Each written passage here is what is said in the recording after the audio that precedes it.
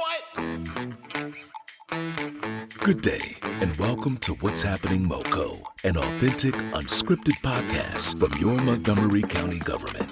Now, here's your host, Derek Kenny. Good day, and welcome to What's Happening MoCo.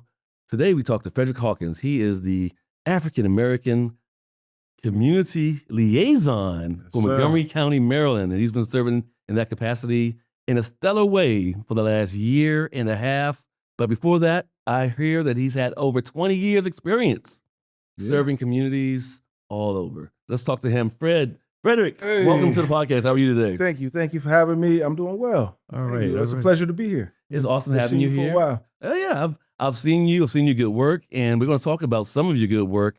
But before we talk about the special thing that you do that's nuanced and really helps people stay in touch with you and what's happening in the community, an African-American community around the county, let's talk about you.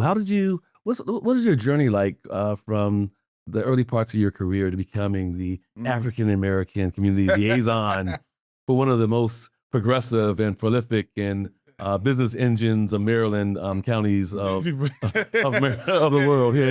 world? Montgomery County is special. Man, that's a big question. It's a long journey. You know, a lot can happen in a year, and it was 20 years ago when it started.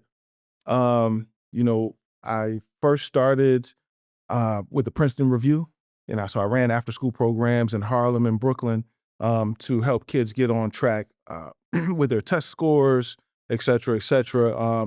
And of course, those communities, those schools were primarily Black communities, So I worked there. I worked really hard, increased test scores, and I found an opportunity with the Harlem Children's Zone. Through there, I was a director for the Peacemaker program, and we ran a program of 50 staff, over 300 kids, and we were just doing all these great things. And then I was recruited by the Bloomberg administration. There was this thing called the ABLE program, which was the nation's first social impact bond.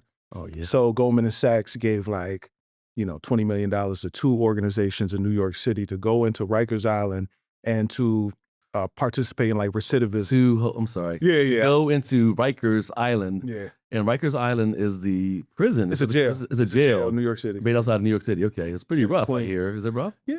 It's Okay. pretty rough. And you part of the program was to go in there. Yeah. All right. We were tasked to mentor every young person who was incarcerated in the first 24 to 48 hours of incarceration, connect them to resources, opportunities, et cetera. Just help them get through it. So that lets us, and then all of a sudden I saw this position available that embodied everything that I had done prior. Even before this, I was an SVP for an affordable housing development company in 4 states in the Mid-Atlantic. And again, those communities were primarily Black. So I was, my whole career was focused on serving the community in whichever role I was in. Fantastic. Well, we're thankful to have you here in Montgomery County, Maryland. And I know residents are already embracing you and welcoming you and benefiting some good people from your years of expertise and good efforts. We're in February now. Aside from the ice and snow, we've celebrated the King holiday. We're in the midst of Black History Month.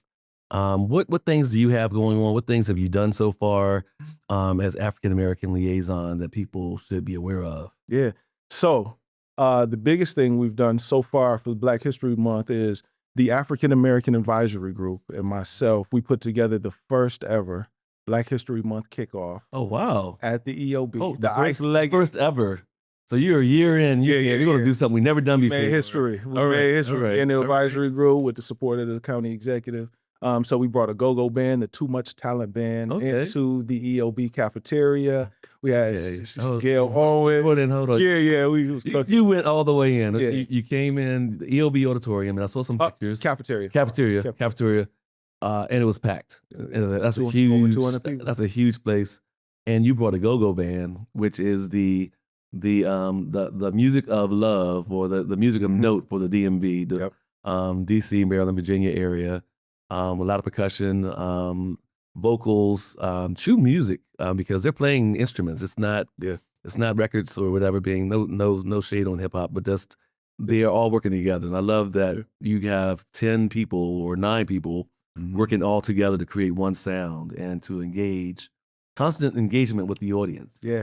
And you brought that to People were dancing. People were dancing. And, Yeah, okay, yeah. all right. The tambourines was, slamming. It was really good. Very good. And people, what was important was not only that it happened, but it was felt.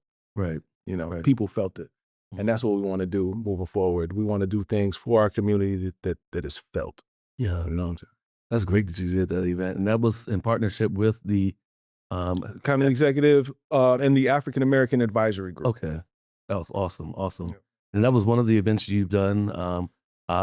You helped out yesterday as well with the Montgomery County African American Employees Black History Month program. Yeah. I was honored to be brought in by Director awesome. Stowe Yeah. to be a part of that group. The planning committee is an amazing group, and they've been consistent. And we meet a lot. We get to know. Yes, we get to know each other. Yeah. So I'm part of that too. Also, there's a community exchange. So it's a bi-weekly community, Black and African American community town hall that I host. Okay. It's virtual, and it's an information and resource share call. So if someone is new to the county and they want to know if there's jobs available, resources, if they want to introduce their business or just themselves to the community, then they could jump on the call, introduce themselves. There are other people in the community there. They put their information in the chat. They may come off mic, but through that bi-weekly town hall, organizations have gotten funding. Young people have found jobs, internships. Oh, wow. Collaborations have happened. So you're doing something. You created this town hall. You created this? Yeah. Oh wow. Okay. So something else new, but it's also effective. Yeah. Because people are getting funding, people are getting help, people are getting jobs. Yeah. How do people connect with that? How do people get involved? If anyone wanted to reach out, so you may see me at like events. I'm going around collecting phone number, emails to add to. Okay. So if you want to reach out, you can reach out to Frederick.Hawkins at MontgomeryCountyMD.gov and just say you'd like to be added to the list. I do a bi-weekly email blast with all the events that's happening in the county for the community. And anyone that I meet, I add them to the list, and then you'll see the date of the next town hall. All right. And they jump on. That's great. It's great that you have programming that is consistent and effective. Is awesome. What are some of the other things that you want people to know about you and your position, and even how you would like them to benefit from what you're doing? It's a position of service.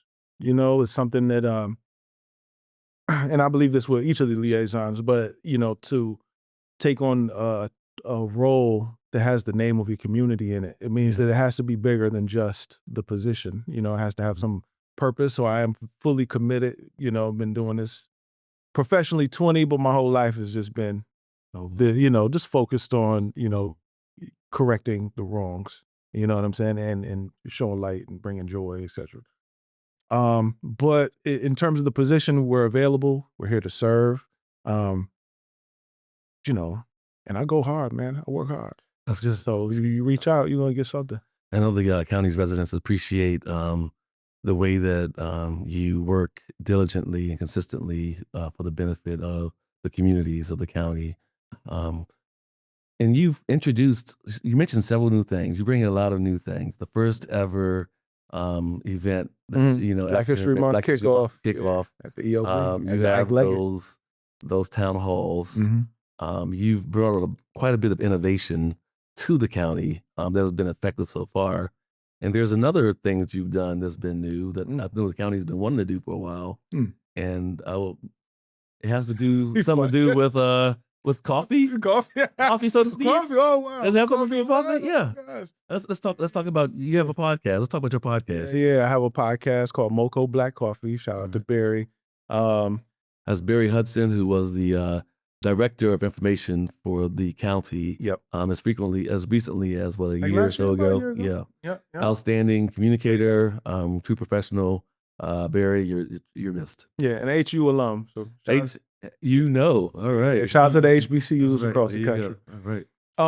But yeah, so upon coming on to the role, I met Barry. He said that there was a podcast. They had the logo, they had the slot, but there was not many people available to take ownership of it. So when I came into the role, I would meet people ask them to give me 10 names, then set up meetings with those folks. I would do like 50 one-on-one meetings a week, right? And the common thread or common concern was they would like to see more of us in these spaces. You know, they was like, oh, we got Derek, but we want to see more people. You know what I'm saying? Yeah. Yeah, hopefully so. I get it.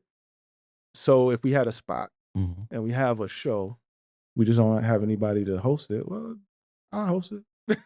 That's great. I'll host it. And, you know, given that it became available in a time where our voices can not only increasingly be censored, but that censorship can be enforced, it only made sense for the betterment of all communities for us to take this opportunity and do it. That's awesome. And I think we're seeing a trend here. It's a boldness to embrace something new Yeah. that you believe will benefit the community. Where do you find that? Is that a trained boldness where you assess the situation and say, okay, this can be something good? Or are you like the entrepreneurs of today, like they say they want a fast bill, try it. If it works well, then we keep doing it. If it doesn't, you know. And how does that example, how do you want that example to be received by young people? That ability to take on things that may be scary or challenging and push them forward. Yeah, I would say if you've ever done something scary in life and at the end of doing that scary thing, you're still alive, Yeah. do some more scary things. There you go. You know what I'm saying? Okay. Especially within reason. within reason. Yeah, don't jump within off the truck, law. smooth, no bridges. Yeah, you know, that's right. That's Okay, just, yes. you know, the parkour folks, but even that's a little, Yeah. but that's beyond scary. But anyways, yeah, especially when you're doing it for a righteous reason, for a positive Right. cause. Yeah. If there's someone who says, hey, there's nobody to carry the thing up the steps, but people will eat when you get to the top of the steps. Yeah.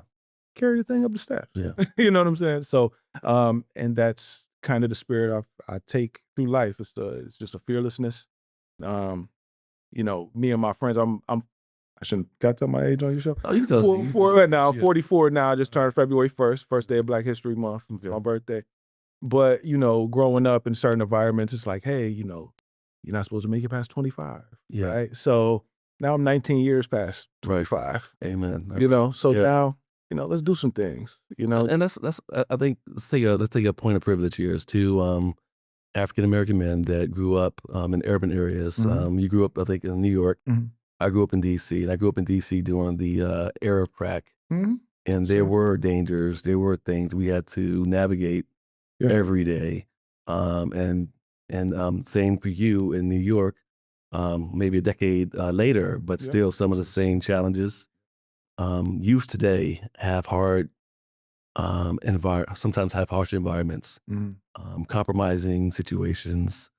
What are some of the tips you can give to young people when making decisions to just day to day? Who do I hang out with this guy? Do I go left instead of right? What are some of the tips that you have for like young Black men or young Black women or whomever, or anyone that's in those environments? Yeah. I would say, you know, in those environments, we get comfortable and try to stay around environments that we are familiar with. You know, like when you're in high school or middle school or elementary, you walk into the cafeteria and you see and you look at the different tables, and you got the chess club table, and you got the Dungeons and Dragons table, and you got this table and that table, and you see the Black kid table. You're gonna go to the Black kid table. Right. I would just challenge us to try other tables. You know, because a lot of the times our brilliance we don't have the access to showcase what we can do because we're not at certain tables. So what I would do is I would take some young men when I was working on Rikers Island, when they would come home, I would take them to places, to meetings with me in buildings that would look foreign, you know what I'm saying, based off of where they come, where they might not be dressed to match the environment, but they need to see that. Right. You know what I'm saying? And once I saw it and I learned that I could pick my pants up, you know, then they were able to, you know, they could see another man that came from where they came from, or another woman making those changes. And that's how they are able to adjust and get the most out of life. There's a, you know, also our young people, sometimes our glory isn't attached to the right thing. We would ask Right. people, hey, who was your hero growing up? Was Mhm. it the robber or was it the cop? Right. And in some Wow. communities, it's the robber. Yeah. And why? Because the system that supports the cop never liked you know what I'm saying? It Mhm. never liked the person. In fact, the robber might have came from my community to eat Mhm. or to such and such because it's blocked out. We could talk about that part all day. Right. But what is your glory attached to? Mhm. Do you feel glory when you shoot a gun, or do you feel more glory when you graduate college? So Right. I would say for the young people out there, just dig deep, Mhm. look inside, and ask yourself some real difficult questions. And it's okay to hang out with somebody who you may see as a square when you're 16, Yeah. who might be an alpha male when you look back when you're 35. Right. Right. So yeah, take those chances. Yeah. Take those chances. Get out of your comfort zone. Get out your comfort zone. And you have the aspire. Mhm. You are worthy. You're able to achieve great things outside of your communities. I think a lot of us, not just African Americans, we are tied to our neighborhoods, and some Yeah. people never leave Huh. their neighborhoods, their cities, to see the rest of the world, or to realize that there's other opportunities out there for them. They may want to be a fireman, but nobody in their group Mhm. thinks that's cool, Yeah. and they're afraid to talk about it or to pursue that. Yeah. They may want to be a scientist, but nobody ever known did anything with science. Right. You don't even know how to get started. But it's okay. It's Mhm. okay to want those things. It's okay to pursue those things. And there's people out here like Frederick that can help them find their way. It's not necessarily that you would tell them, how to do it, Yeah, but you can direct them to the resources. Right. Especially when there's quite a few resources in the county that can help young people to succeed, to find their way to a career they can be proud of, Yeah. and also to live safely and to the fullness of their potential. Yeah. That's awesome. That's what I like about the county. Mhm. Because it's so diverse.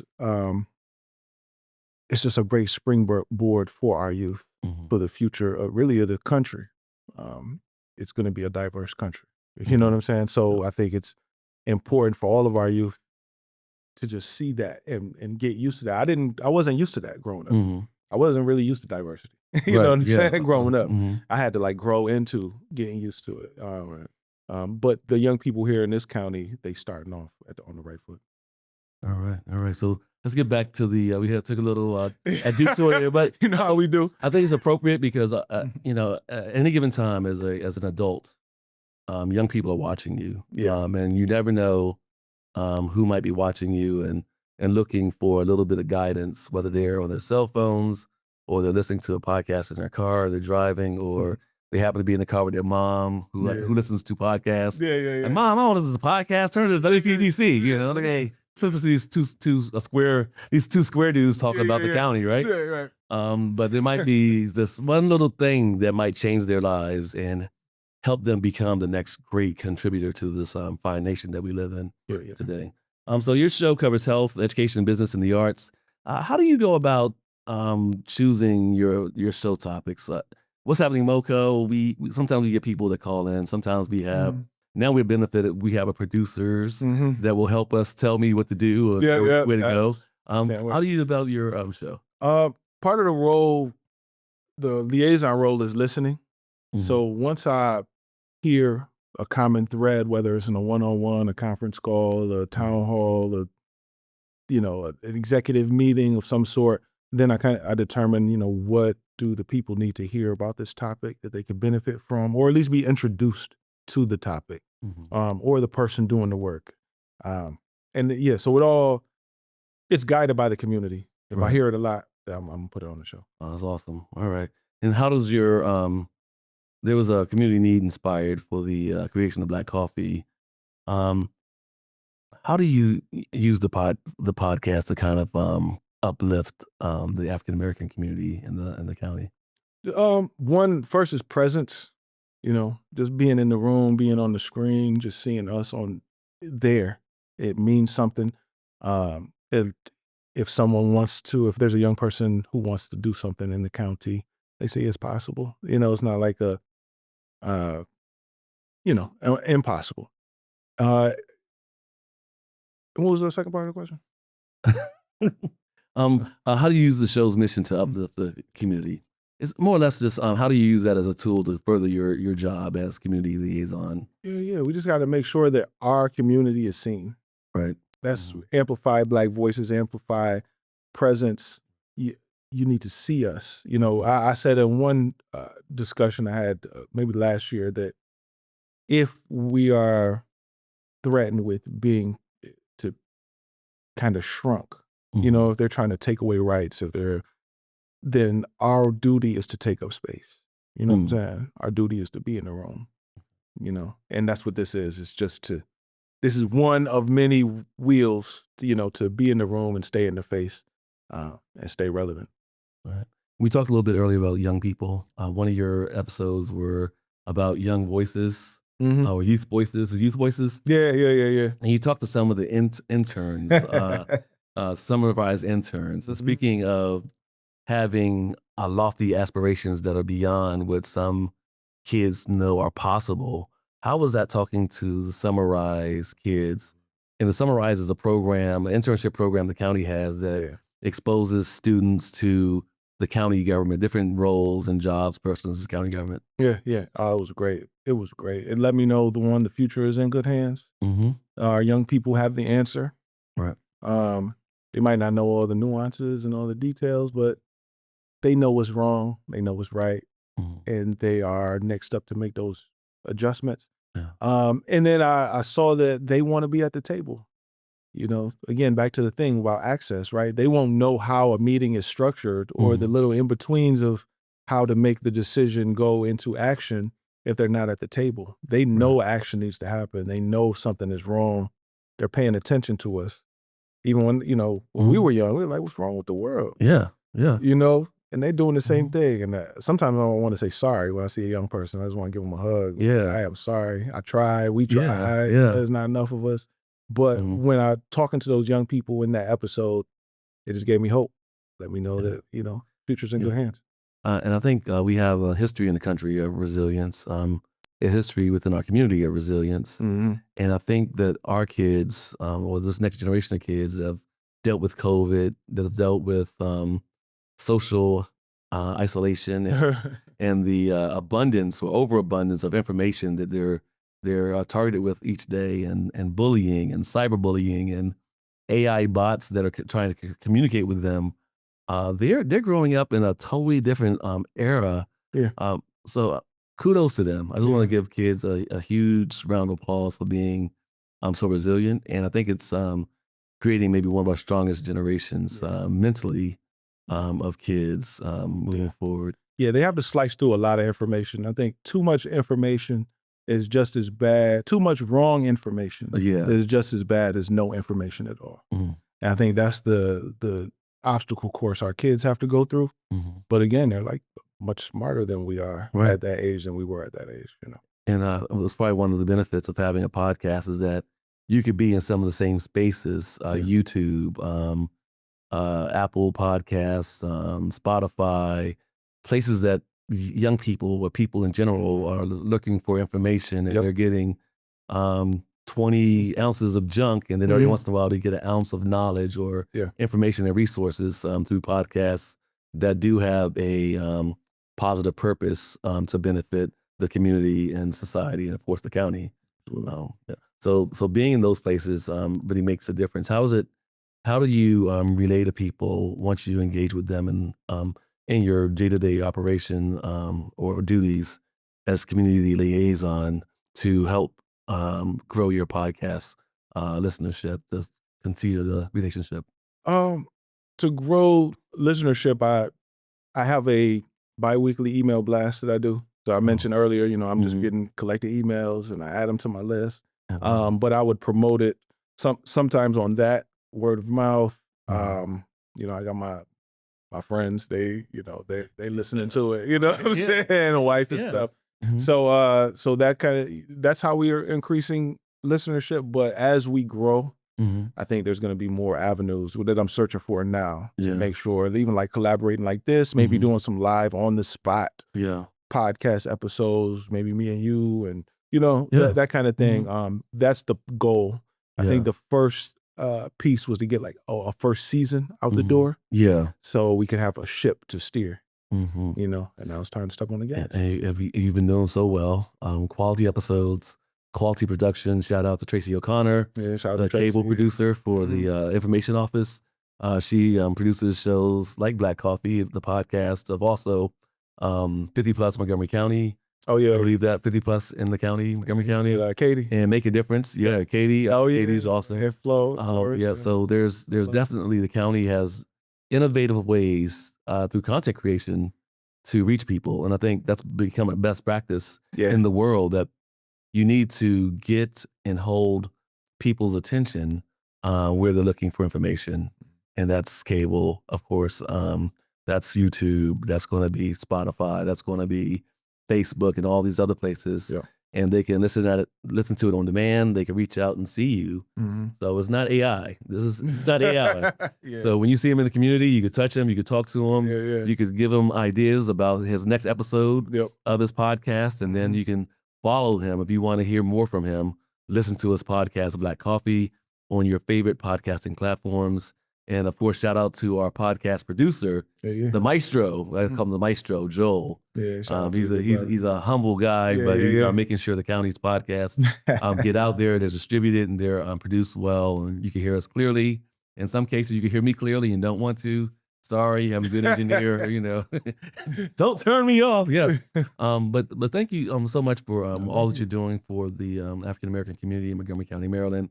And then also for the county, because I think we all rise together. Absolutely. And as strong as any one part of the county is, the better off the entire county is. And so good decision by the county to bring you in. Great decision by you, thankfully, to take the position, and all the great success that you've had so far with the boldness and the stepping forward. Is there anything that you want to leave with listeners, viewers, as we close out this episode? Man, it's a lot, man. We can say Yeah, a lot. It's a whole nother episode. Final thoughts. But I have a part two. Yeah, part two coming soon. I know. I mean, I got a Martin Luther King quote and a Malcolm X quote in my head, so I'll just I'll start with the Martin Luther King quote: "Is darkness cannot overcome darkness. Only light can do that. Hate cannot overcome hate. Only love can do that." All right. And I practiced that. I've seen that. You know, when working on Rikers Island, you got to mean it. Yeah. And you can't mean it with hate, or you're not gonna make, you know what I'm saying? Yeah. So you gotta mean it with love. So I know how to move in that space. Wow. And then the last one is, your hand has digits, these fingers, right? Mm-hmm. You could slap somebody, right? It'll sting. But if you want to make real impact, all these communities, all these diverse communities, if you bring them together, that's when you make impact. All right. And that's what's happening, MoCo, here with Frederick Hawkins, African American community liaison and outreach manager from Montgomery County, Maryland, and the host of the Black Coffee Podcast. Be sure to like, subscribe, and share not only the What's Happening MoCo podcast, but the Black Coffee Podcast as well. Like them both. All right. There it is. Thanks for listening to What's Happening MoCo. Please subscribe via your favorite podcasting platform and follow us on Facebook.